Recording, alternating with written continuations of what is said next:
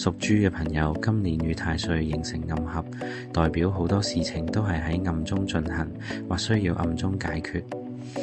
雖然有暗中嘅貴人幫助，但主要隱憂在於財星耗損，容易因為朋友合夥或者人情世故而破財。切勿做擔保或者借錢俾人。由太極貴人相助，有利於學習神秘學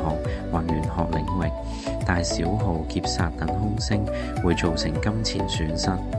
解決防備方案：嚴防破財，必須嚴守不借不保不貪原則，尤其要謹慎處理同朋友或親戚嘅金錢往來，避免因人情而導致財物損失。學習投資雖然有耗損，但係太極貴人有利於學習新嘅知識，可將部分金錢用於自我增值，化解破財嘅風險。